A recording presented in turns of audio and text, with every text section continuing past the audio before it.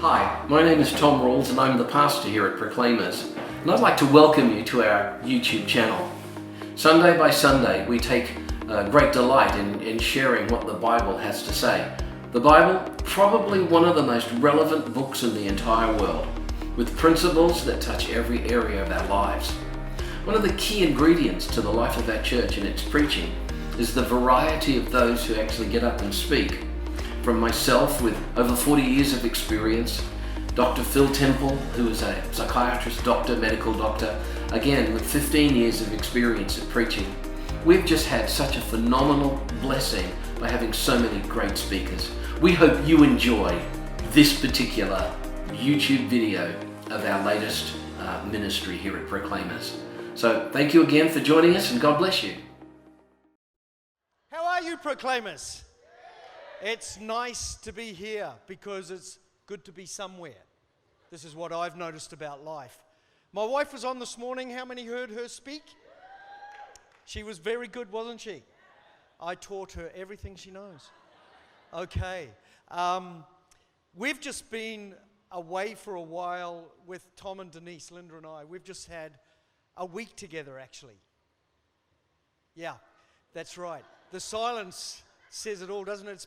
It's been deeply moving for me. It's been a hard time. The girls were fine, but Tom and me, well, just Tom. It's been hurtful, really. Painful. I'm going to see Dr. Phil for some tablets after this. We had a good time. We really did. Tom and Denise are good friends. They do go back a long way. They go back a lot further than we go back. But they are good friends. We've known them for a long time. And it was a really good week, Tom and Denise. Thank you for hosting that week and making it work and making it really good. But I need to tell you that in the middle of that week, I woke up and I had a dream sort of really about you, Tom. It was more of a nightmare, to be honest. But I was transported to heaven, and I was in heaven. And I was in the presence of Paul the Apostle, and Paul was leading me through the annals and the rooms of heaven. And I noticed when I got into a room there that there were clocks all over the wall. And these clocks were spinning. Some were standing still. Some were going slow. Some were going very fast. And I saw under each clock a name of people I knew. I saw my wife's clock stopped dead still. Just nothing happening with. I saw Denise's clock almost going backwards. I saw some of your clocks, actually. I looked and saw the names, but I could not find yours, Tom. Your clock was not there. And I went to the Apostle Paul and I said, what do these clocks mean? And he said, these clocks represent the life of the person and the sin they are committing. And if the clock is moving, then they are committing sin. If it's going very fast, they're sinning very bad. If they just stop still, they're not sinning at all. And I said, I cannot find Tom Rawls' clock. And he said, no, it's not here. It's on my desk. I use it as a fan. I just had to do that one. Look at Phil's got his hand over his mouth. Like, what the heck was that about? Great to be back in Proclaimers, as we said. I'm going to start it all over again. We have had a great time. I want to get on to a passage, Luke 19, verse 1. I'm going to read it to you here on the board. Here we go. It's going to come up on the screen, otherwise I have no idea. Okay, Jesus entered Jericho and was passing through. A man was there by the name of Zacchaeus. He was a chief collector, and he was a tax collector, and he was wealthy. He wanted to see who Jesus was, but because he was short, he could not see over the crowd. So he ran ahead and climbed a sycamore tree to see him, since Jesus was coming that way. When Jesus reached the spot, he looked up and said to him, Zacchaeus, come down immediately. I must stay at your house today. So he came down once and welcomed him gladly. All the people saw this and began to mutter, he has gone to the guest of a friend of sinners. But Zacchaeus stood up and said to the Lord, look, Lord, here and now I give half of my possessions to the poor, and if I've cheated anyone out of anything, I will pay them back 4 times that amount. And Jesus said to him, today has salvation come to this house, because this man too is the son of Abraham. For the Son of Man came to seek and save that which is lost. Isn't that last sentence awesome? that Jesus came to seek and save that which is lost. What's interesting to me about this story is Zacchaeus, this man, came to see who Jesus was. You can come to see Jesus, or you can come to see who he was or is. You can come to church tonight to see the church, or you can come to see what church is about. You can come and see the music tonight and the worship tonight, or you can come and see what is it about. Who is it about? That's life, really, isn't it? That we can come and see the surface, or we can dig a bit deeper to see the meaning, to see what's behind it. And I think the reason this man featured in the Bible at this time is because he came to see who Jesus was. Now, there was a big crowd. There was a lot of people who came to see Jesus. It's amazing how many people just come to see something but don't dig any deeper. But Zacchaeus wanted to dig deeper. He was a man who wanted to know all about Jesus, what he was. There was an excitement in him that was beyond normal. You could see this in the way he behaved. And you know, I suppose it's a little bit like when you watch television or the movies and you see some person there that's famous. And I was in Heathrow the other day, and some famous TV guy went by, and I saw him get in his coffee, and I was watching what he was doing. And I saw what he was doing, but I never got to know who he was. And there's a big difference to watching what something is and then trying to dig in and find out what it was, what it is, what it means. And when you discover who Jesus really is and what he's all about, everything changes at that moment. So some people here tonight, maybe you're just casually observing what's going on rather than digging in to find out what it all really means. I can encourage you, actually, if you've been to this church a little while and you want to know more about what the church is, there's stands out there you can go to and people you can talk to find out what's behind what this thing is all about. I had a person say to me once a long time ago, they said to me, that Hillsong church, you know, you preach in that Hillsong church. I'm in a Hillsong family church now, which is what you guys are. They said, that's just a TV show, really, isn't it? And I said, well, have you ever been? He said, no, I've only ever seen it on TV. And I said, well, that's why it's a TV show, because it's 28.30 seconds to meet the requirements of a TV show. You need to go and see what it really is. And that's the mistake we make. You can come here tonight and enjoy this meeting, but there's a lot more that goes on in this church behind the scenes than just what you see here tonight. There's stuff happening 24 hours a day almost behind the scenes. And let me tell you this, that's the same with Jesus. Don't take this external idea, well, I'd like to know all about Jesus, or I'd like to know a bit about Jesus, or I'd like to see him. That's the mistake the crowd made. The crowd made the mistake of just wanting to see Jesus. Zacchaeus said, I want to see who he really is. And that made all the difference. If you want to see who Jesus really is, you're going to have to change some things about how you do things. And who is Jesus? What's he all about? Well, we know that when you read the Bible, it tells us that the understanding of who God is was all found in Jesus. So you can read about Jesus, you can hear about Jesus, you can talk about Jesus, you can even have famous movie stars and singers and so forth show that they follow Jesus. But do you know what he really is? Have you dug in and discovered who he really is and what he does mean to people, and why people here today are clapping and rejoicing and enjoying who Jesus really is? And that was Zacchaeus. And he was that man who decided to do something a little different to discover who Jesus really is. And Zacchaeus had to do three things. I want to talk to you tonight about the three things this story tells us about Zacchaeus and what he did. The first thing you've got to do is overcome obstacles. Zacchaeus had three obstacles. He was a tax collector, chief of them. He was wealthy, and he was short. So he goes out into the street and he sees the crowd. He's short. He's got to jump up to try and find out where Jesus is. He can't see him. People don't like him. The Jewish people don't like him because he's chief of the tax collectors. And so they push him away, and he can't get up to the front. So he says, to get past all of this, I'll climb up a tree. So this guy runs. The Bible actually says he runs down to a sycamore tree. This sycamore tree was obviously growing over the side of the road, and maybe the branches were hanging over the street Jesus was coming down. Jesus was passing through this way at the time in Jericho, and he climbs up in his really nice garments and all his clothes, but he doesn't care because he wants to really know about Jesus, and he hangs on to the branch and looks down and waits for Jesus to come. But first of all, he had to overcome the fact that he was a chief tax collector. Now, the Jews, as I said, hated the tax collectors, and I'll tell you why they hated tax collectors, because they collaborated with the Romans.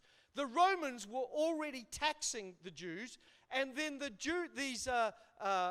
these Jewish tax collectors would come along and enforcing Roman law. Did you know, in fact, actually, the average Jewish person, if they put it all together, the yearly offerings and tithes they brought to just their own community was around 23%.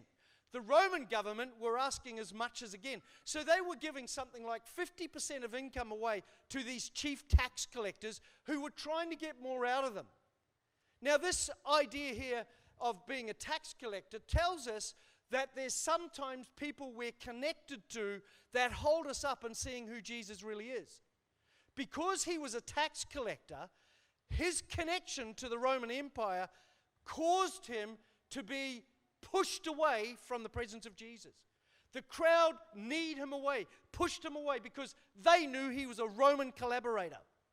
Do you know sometimes to see who Jesus really is, you have to find out who you're connected to and who's stopping that process?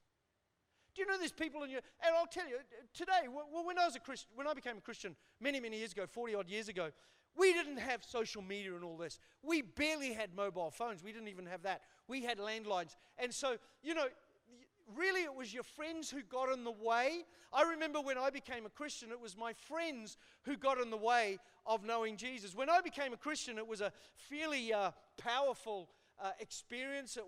It's a radical change. I've shared it before. But my friends could not understand that I'd become a Christian, that I'd discovered and found out who Jesus really was. I didn't want to just see Jesus. I want to know who he really was. These guys at the time were a pretty wild bunch. I was hanging around with a bunch of guys that weren't too good. And we were always drinking, taking drugs, doing stuff like this. And they could not believe that I had suddenly quit drinking.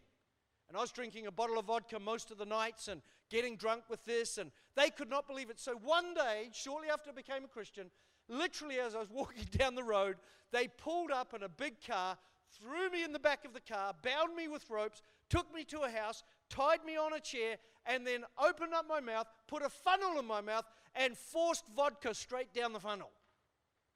What a bunch of good mates I had. What a wonderful bunch of fellas they were. But imagine if I had have succumbed to their pressure and that connection point.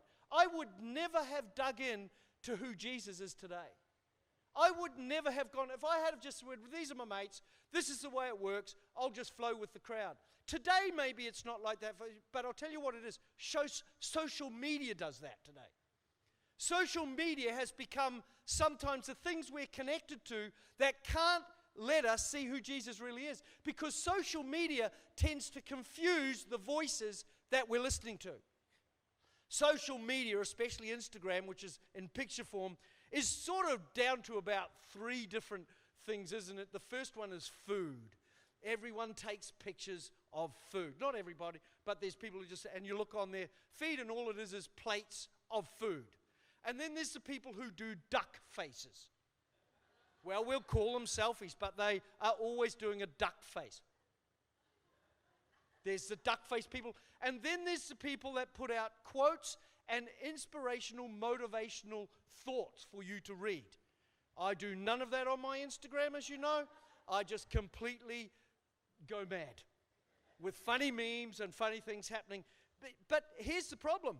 Social media can lead you down a path where you don't get a representative of what Jesus really is like and what his church is like. You hear strange 140 character bits of who Jesus is like. You can get onto those blogging sites and you can Google almost anything you like today to find out what this is about and what that's about. And before long, that connection, it's like poor Zacchaeus, who was connected to the Roman Empire, could never break through to who Jesus really was because he was so connected to the wrong type of people. Friends, even as Christians, we have to be careful what we listen to, what we observe, what we think is true, and sometimes what we even believe through social media. Because it may not be what really is representative of who Jesus is. And we have to be so careful about that. The first thing he had to deal with was this obstacle of being this chief tax collector and silence the voices in his that said, those people you're connected to, that's what it's all about. And maybe some of you have to do that tonight. Maybe your next walk with him and your next venture into relationship with Jesus is to sever some of the voices on social media that are, and other things too, that are clouding your perception of who he is. The second thing is that he was wealthy. Now, there's nothing wrong with wealth. I'm in Norwich, you're wealthy? No? Okay, right, I was expecting a clap or sort of a, well, you know what, compared to the rest of the world, you are. You go down there on Saturday into the shopping area where Linda and I went, and people are carrying great parcels of goods, and they're happy, they're buying stuff, and you've got money to spend. When you compare what we have compared to some people in the world, we are actually by that very rich. Wealth is not the issue, but where it comes from was. See, his wealth came from a corrupted system, and it sustained his life. So I want to talk to you tonight. There's some things you have to ask when you seek out to know who Jesus is. What is sustaining you? What is the thing that's giving you life? Where is its source? Where is it coming from? What's the thing that's causing you to have life? Isn't it amazing how many people actually just work all week? I mean, they do 40 hours of work just to get to Friday. So they can party, party, party. Their whole salary and their whole system is about the weekend. Some places where we live, it's all about the big holiday at summertime. They work 6 months to have that holiday because it's what sustains them. Sometimes it's about alcohol, drugs, or relationships that sustain us. And when those things sustain you, you can never have a life relationship with Jesus because you've got to cut the tie of what's already sustaining you. And in this case, it wasn't wealth, it was where it was coming from. Can I ask you a question tonight? Are you seeing all that Jesus is, or are you still going back to the sustenance, the dirty water pool that you're pulling your strength from, or is it coming from crystal clear water? Jesus said, I will give you rivers of living water, a well of salvation, meaning your sustenance will be clean and pure and of the right source. The third part that he had to overcome was he was short. Now, I don't know how tall he was. Nobody describes it. But one thing's for sure, he couldn't get where he needed to go.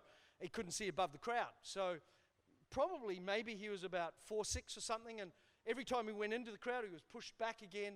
So the tree made sense to him because it put him up high above. But you know, sometimes when it comes to having a relationship, we're always short in something. I'll tell you this, the Bible tells us we're short usually in three things. Here they are. I'm doing lots of points tonight. Are you getting that? Here's the first. Hebrews 4:1 says you can be short of his rest. Fall short of the rest of God. His rest. What's his rest? Well, it's articulated, the rest of God is R-E-S-T. The rest of God is talked about the Sabbath, the moment where we withdraw and we find sustenance in just having that gap where we can breathe again. And it means actually in God there's a place of rest where you can just enjoy who God is. And we often fall short of that rest. Sometimes the reason we're not experiencing the great... How many people I hear of in my world who have missed out on a relationship with Jesus as they are continuing their walk in the church because they have no margin, no rest, no gap in their life. They're always seeking after something and finding something more to do, so busy, and they fall short of his rest. Don't let that be your case. Make sure there's margin. You know, you've got things coming up. You've got things happening in this church at Christmas. Let it never be said that you couldn't turn up because you just had too much to do.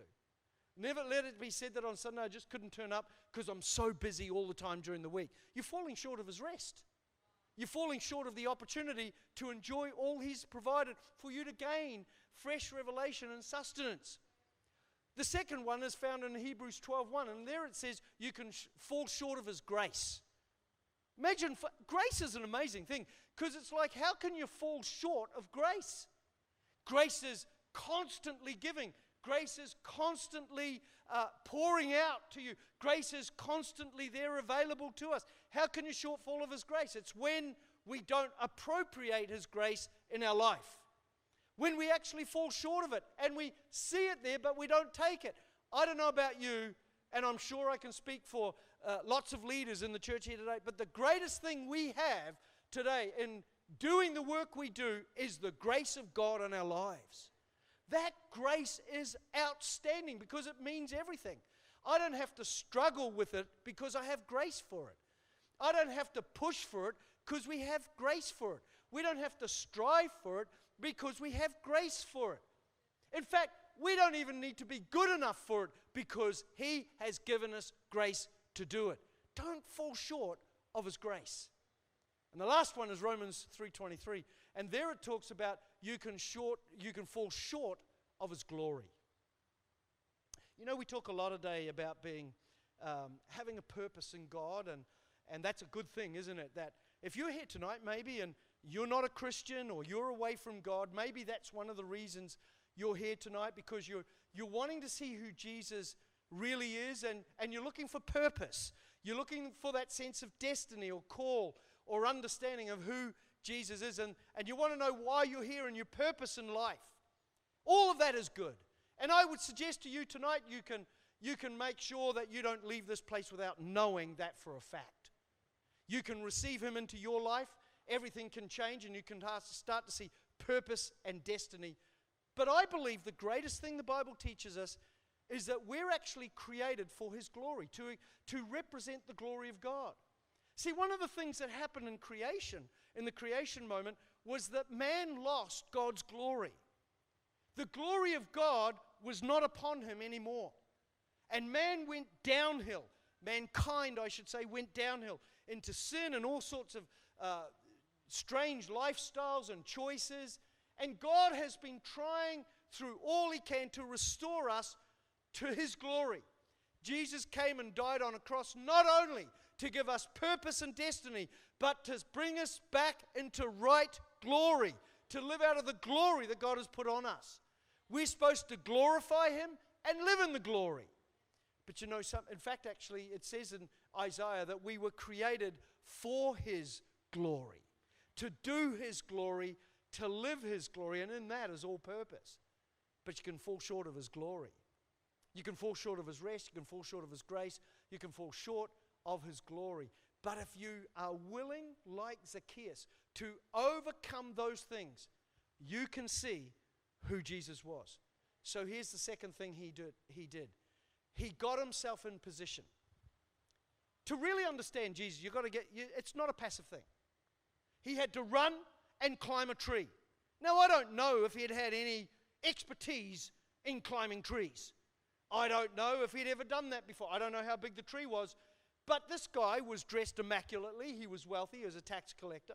He wasn't in his old clothes. He was in his good clothes. So he's probably careful that he didn't want to snag them on a branch or anything going up. And he climbs this big sycamore tree. I don't know how he managed to do that. Maybe somebody gave him a push-up. Who knows? But he got in position to see. See, that was the difference between Zacchaeus and the crowd. The crowd were just wanting to see Jesus. But Zacchaeus wanted to see who he was.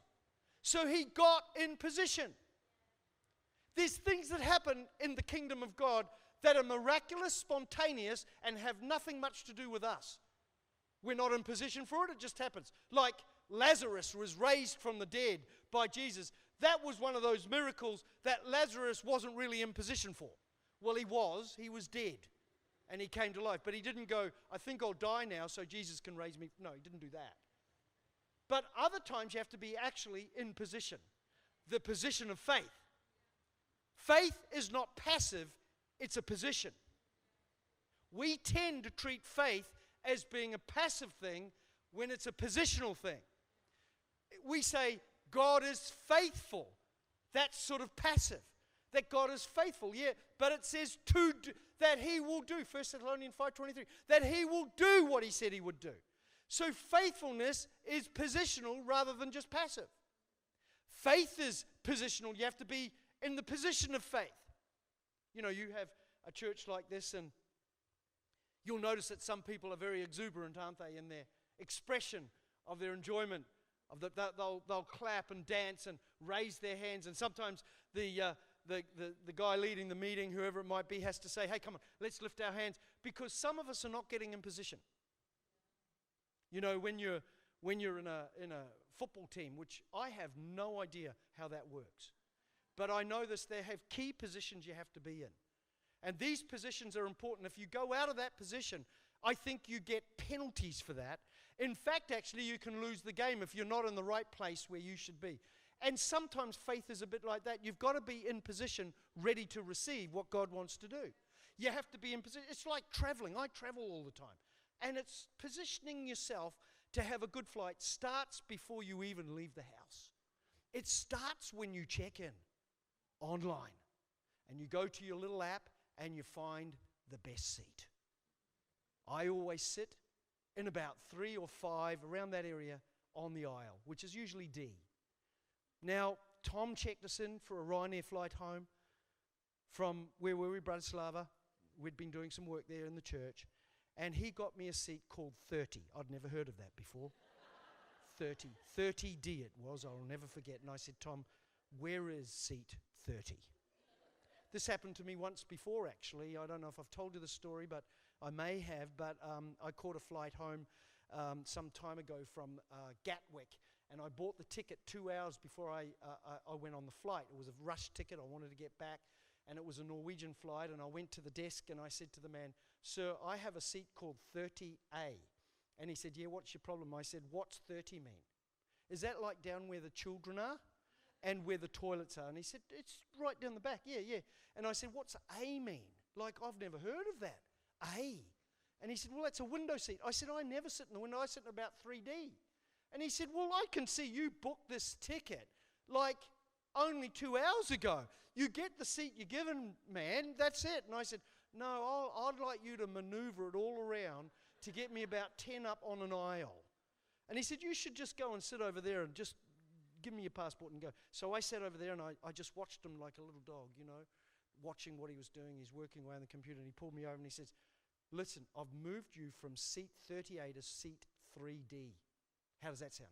I said, "Mate, you're a miracle worker." He said, "If you had it done on the internet, that would have cost you £10. I opened up a wallet and gave him 15 right there like that. And he said, "You don't have to pay me." I said, "No, it's worth it. Seriously, I don't know 38, I don't get it. I still don't understand 30D where I was." But that's where I was. Never done that before. It's like, there's many things rushing through my head, which I won't say. But, so, do you know what he said next, Tom? Have I told you this? This is what he said next. He said, "What do you do for a job?" "You travel a lot, I see." And I said, "I want you to guess what I do for a job." And this is what he said, looking at me straight-faced. He said, "I think you are an assassin." That's what he said. And I said, I laughed. I was sucking a strepsil at the time, and it shot right out my mouth and hit the back wall. And I said, "No, I'm not." And then he started his diatribe on why he believed I was an assassin. He wasn't making a joke. He went through the whole thing. "I am killing myself. Let me tell you what I really do." Then he said, "Well, I don't believe a word of it." And he put me on the plane first. I got into 3D. As the plane was shutting the door, he came into the plane, shook my hand, and he said, "I just want to say it's been really nice to meet you and talk to you." And I said, "Good, because next time I'm killing you for free." And he got off the plane pretty quickly. That's a true story. Anyway, so it starts, doesn't it? It starts, Tom, getting the right seat, doesn't it? Positioning yourself rightly. Now, I know that you sat in, what seat was that again? 3D, that's right. That's right. I remember that. And where was your lovely wife? What seat were you in? Like 31D, I think. And I think you were about 28. She even got better than me, 28D. So we're at the back, he's at the front. It's the difference between a burp and a you-know. And there we go. So we're at the back of the plane. That's where it starts. You position yourself. So we're flying through Amsterdam on Tuesday, and we have to make a quick flight. So I've moved my seat up to the front so I can position myself to get off that plane. So there's no people with backpacks. I have to put up with backpack people. Backpack people are students who haven't got any brains. So they buy a backpack. Now, backpackers don't position themselves. See, when you get to the plane, you also position yourself to be first on. Now, what happened on the Ryanair flight, even though I was on 30D, I was first on, right down the front, wasn't I? You guys waddled in about half an hour later, but I was right there positioned. In fact, they all sat down and I was positioned. Even though the plane hadn't even landed, I was positioned. Isn't it true? I was ready to go. I have raced down the car. I have bet wheelchairs on the plane. They wheel them in, please don't go, and I just skirt around them because you've got to get in position. And then everything works. But these backpackers get on the plane, you get your bag in, you're first in, you get it up, and then the backpacker guy who never positions himself just waddles in. They just waddle in, don't they, like that? They waddle in. And then they turn around and knock 4 old people over with the backpack. And then they spend half an hour putting the backpack in the gaps that don't exist because everyone else who positioned themselves are already got their bags up there. And they're pushing it in. And then when they've finished that, they start pushing those little straps that hang off. They have to push all those ones in. And the plane doesn't leave because they're not in position. Just saying to you guys who do this, please stop it because the assassin will kill you for free.